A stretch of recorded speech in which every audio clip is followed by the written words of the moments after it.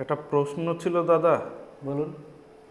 বর্তমানে আমরা সকলেই কম বেশি ট্রেনে যাতায়াত করি, কিন্তু রিজার্ভেশন টিকিট কাটার সময় আমরা যে প্রবলেমটা ফেস করি, সেখানে অনেক সময় দেখি একই পিএনআরের মধ্যে একজন বা দুইজনের কনফার্ম হয় আর বাকি তিনজন বা চারজনের ওয়েটিং থেকে যায়।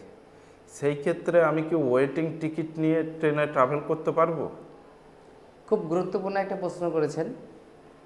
আপনি কাউন্টার থেকে কাটুন অথবা অনলাইনে কাটেন, যেখানে কাটুন না কেন, যদি আপনি একটা পিএনআরে কিন্তু 6 জনের নাম অ্যাড করা যায়, সেখানে যদি আপনার দেখা যাচ্ছে 2টো কনফার্ম হয়েছে আর চারটে ওয়েটিং হয়েছে, তো আপনারা কিন্তু ওই পিএনআরে যদি নাম থাকে আপনারা কিন্তু ট্রাভেল করতে পারবেন।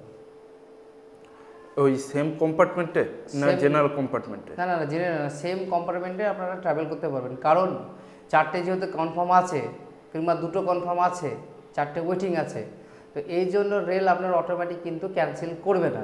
কিন্তু মনে রাখবেন, আপনি কিন্তু সিটের কোনো দাবি করতে পারবেন না, আপনাকে অ্যাডজাস্ট করে যেতে হবে। আর যদি ওয়েটিং টিকিটওয়ালা ক্যান্ডিডেট ট্রাভেল করতে না চায়, সেই ক্ষেত্রে কি অটোমেটিক ক্যান্সেল হয়ে টাকা রিফান্ড আসবে, না আমাকে নিজে থেকে ক্যান্সেল করতে হবে? কারণ দেখুন, 6টা নাম একটা পেনারে অ্যাড করা যায়, আর একটা যদি একটাও টিকিট যদি কনফার্ম হয়ে যায়, সেই ক্ষেত্রে রেল কিন্তু আপনার টিকিটটাকে আর ক্যান্সেল করবে না, আপনাকে ম্যানুয়ালি কিন্তু ক্যান্সেল করতে হবে যেগুলো ওয়েটিং আছে, যদি না যেতে চাই।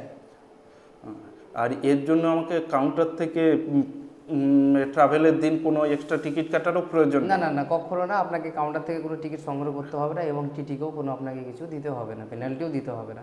শুধু মনে রাখবেন, সিটের জন্য কোনো ক্লেম করতে পারবেন না, আপনি অ্যাডজাস্ট করে যেতে পারলে যেতে পারেন। এটা তৎকাল টিকিটের ক্ষেত্রেও কি একই নিয়ম লাগু?